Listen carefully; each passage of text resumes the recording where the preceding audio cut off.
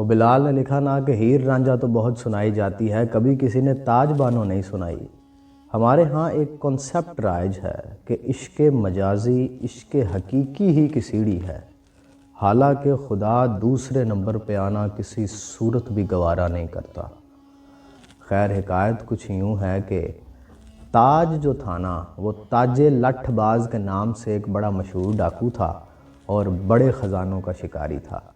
دوران واردات اگر وہ کسی کی آنکھ میں مزاحمت دیکھ لیتا تو وہ گولی نہیں چلاتا تھا، بلکہ وہ بندوق اسے لٹھ کی طرح دے مارتا تھا، اور یہی اس کے نام کی وجہ شہرت تھی۔ حسین چہرے تاج کی کمزوری تھے، تو ان دنوں علاقے میں ایک ارب پتی تاجر کی لندن پلٹ نور نظر مہربانوں کے جادو خیز حسن کی بڑی دھوم تھی، اور اس نازنین حسینہ کا بھی ایک بڑا عجیب مشغلہ تھا، اکھر مزاج مردوں کو اپنے عشق میں رول دینا۔ تو ایک دن کیا ہوا کہ تاج جا رہا تھا سڑک کنارے، اس نے دیکھا کہ کچھ لوگ اپنے ایک مقروض کو پیٹ رہے ہیں، پیسے دینے ہوں گے انہوں نے اس کے، نہ جانے کیوں تاج کو نا اس دن اس پہ بڑا ترس آ گیا۔ اس نے قرض کی رقم دریافت کی کہ کتنے پیسے اس نے دینے ہیں تم لوگوں کے، مجھے بتاؤ میں دے دیتا ہوں۔ مقروض نے جب اسے دیکھا نا تو اس نے پہچان لیا کہ اے تاجہ ڈاکو ہے، تو اس نے اسے کہا کہ مجھے صرف کچھ دنوں کی مہلت لے دو ان سے، البتہ میں تمہارے حرام کے مال سے اپنا قرض نہیں چکاؤں گا۔ تو حیرت زدہ ڈاکو نے اس سے کہا کہ تو اس خدا کے حلال اور حرام میں پھنسا ہوا ہے جو تجھے سر بازار پٹوا رہا ہے۔ تو یہ سن کے اس مقروض نے کہکا لگایا، اس نے کہا تخت پہ بٹھائے یا سر عام پٹوائے، یہ میرے محبوب کی مرضی ہے، سانو قید سجن دا گہنا ہے، او جنج رکھے اونج ہی رہنا ہے۔ ہم راضی ہیں اپنے محبوب کی ہر ادا پہ، تو اپنی سنا ہے تو بڑا خزانوں کا عاشق بنا پھرتا ہے، مگر یہ نہیں جانتا کہ اس دنیا کے تمام خزانے در حقیقت خدا کی صرف ایک تجلی کا پرتو ہے، اور بس۔ اسی وقت ایک حسین عورت سامنے سے گزری، عادت سے مجبور تاج نے بے اختیار اسے دیکھا، تو مقروض نے کہکا لگا کے دوبارہ کہا، لٹھ باز، اس دنیا کا تمام حسن خدا کی صرف ایک تجلی کا پرتو ہے، اور بس۔ تو کیسا عاشق ہے؟ تاج کی آنکھیں سرخ ہو گئی ہیں سن کے۔ سورج ڈوب رہا تھا، لہو رنگ شفق پہ تاج کی نگاہ پڑی تو اسے گمان ہوا کہ آسمان کے دوسری طرف ایک بہت بڑا خزانہ پوشیدہ ہے۔ جہاں دیدہ مقروض نے اس پہ کہا کہ سوچتا ہی رہتا ہوں وہ جہاں کیسا ہے، دوسری طرف سے یہ آسماں کیسا ہے۔ کیا ہے دوسری طرف بھلا؟ مضطرب ڈاکو چیخ اٹھا۔ زیادہ پڑھا لکھا نہیں تھا وہ، لیکن حق پہچاننے کی استعداد اور صلاحیت اللہ رب العزت نے ہر قلب میں رکھی ہے، ہر دماغ میں رکھی ہے۔ مقروض نے اسے کہا، سن تاج، ایک تیری چاہت ہے اور ایک رب کی چاہت ہے، ہوتا وہی ہے جو ہمارے رب کی چاہت ہے، تو اگر تو خود کو سپرد کر دے جو اس کی چاہت ہے تو وہ دے دے گا تجھے وہ بھی جو تیری چاہت ہے۔ حواس باختہ تاج زمین پہ بیٹھ گیا۔ سورج غروب ہوا، چاند نکل آیا، تارے لو دینے لگے۔ برسوں بعد شاید ایسا ہوا ہوگا کہ اس دن مظاہر قدرت ایک ڈاکو سے ہم کلام تھے۔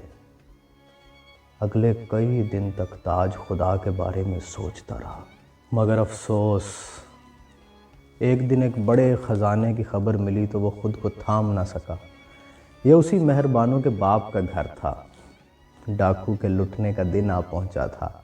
وہاں پہنچے، ڈاکوؤں نے لوٹ مار کی، سارا مال اسباب باندھ لیا۔ ادھر مہربانوں کی آنکھیں بھی خمار آلود تھیں۔ لٹھ باز جیسا شکاری اس کے پاس خود چل کے آیا تھا۔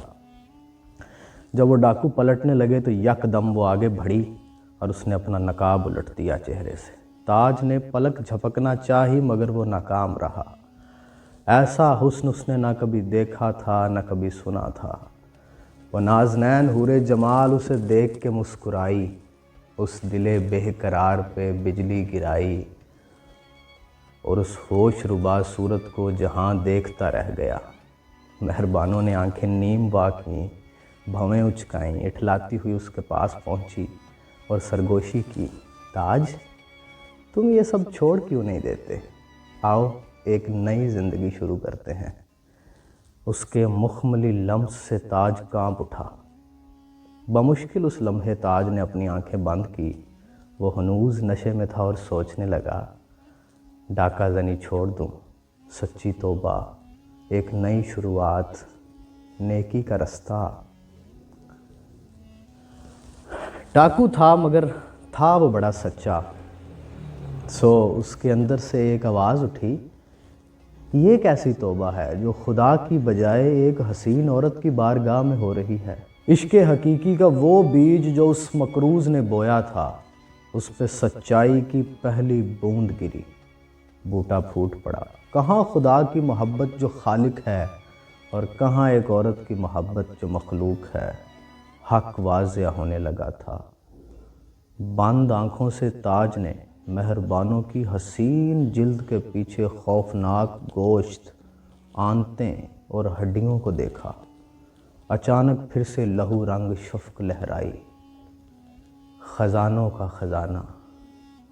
بند آنکھوں نے بیتابی سے اوپر کی طرف دیکھا، قریب تھا کہ آج وہ آسمان کے دوسری طرف دیکھ ہی لیتا، مگر بیتاب مہربانوں نے زور سے اس کا ہاتھ دبایا۔ وہ بڑی حیران تھی کہ پہلے تو کبھی ہمیں اتنی دیر نہ لگی تھی یہ سب کرتے ہوئے، لیکن آج کیوں اتنی دیر لگ رہی ہے؟ وہ نہیں جانتی تھی کہ سامنے والا مد مقابل آج کہاں پہنچا ہے۔ تاج نے اپنی آنکھیں کھولی، وہ پرسکون تھا۔ اس نے مہربانوں کے کان میں جواب دیا، مہربانوں، نقلی موتی نہیں، مجھے خزانہ چاہیے اور سارا خزانہ چاہیے۔ وہ ہل گئی، اس کا دل دہل گیا، وہ چیخ مار کے گر گئی۔ تاج وہاں سے چلنے لگا اور پھر سے کہنے لگا، نقلی موتی نہیں، خزانہ چاہیے اور سارا خزانہ چاہیے، اصلی خزانہ چاہیے۔ باہر نکلا تو اذان کی آواز اس کے کانوں میں پڑی، اللہ اکبر، اس کی بندوق گر گئی۔ مہربانوں بیچاری سکتے میں تھی، اتنی بے عزتی اس کی۔ کئی دن گزرے، بہرحال سہولت کاروں کی مدد سے انہوں نے اس ڈاکو کو دوبارہ ڈھونڈ نکالا، لیکن اب بندوق کی جگہ اس کے ہاتھ میں بیلچہ تھا، مگر تھا اسی لاٹھی کی صورت میں۔ ارب پتی سیٹھ موقع پہ پہنچا، اپنی زرد روح اور نڈھال بیٹی تاج کے قدموں میں رکھ دی اس نے، اور بہتے ہوئے آنسوؤں کے درمیان بولا، کھاتی ہے نہ پیتی ہے، مر جائے تو خود ہی اسے دفنا دینا۔ وہ ڈاکو خدا کی چاہت کے سامنے جھکا تھا، خدا نے باقی ساری چاہتیں اس کے قدموں میں لا کے ڈھیر کر دی۔ تاج نے اسے آواز دی، مہربانوں۔ اس نے آنکھ کھولی، تاج نے اسے پانی پلایا اور پوچھا، شادی کرو گی مجھ سے؟ تو وہ کہنے لگی کہ انکار کیا تو دوبارہ کہیں یہ بیلچہ میرے سر میں نہ دے مارو۔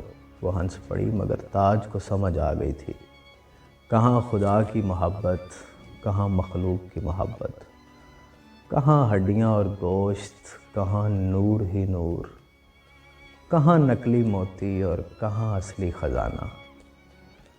ایک حدیث قدسی ہے، اللہ رب العزت فرماتے ہیں کہ میں ایک چھپا ہوا خزانہ تھا، میں نے چاہا کہ میں پہچانا جاؤں۔ یہ جو کی ورڈ ہے نا خزانے کا، رب کائنات نے خود اسے اپنے لیے استعمال کیا ہے۔ اس کی ورڈ کو ذہن میں رکھ کے آپ اسی حکایت کو دوبارہ سنیں۔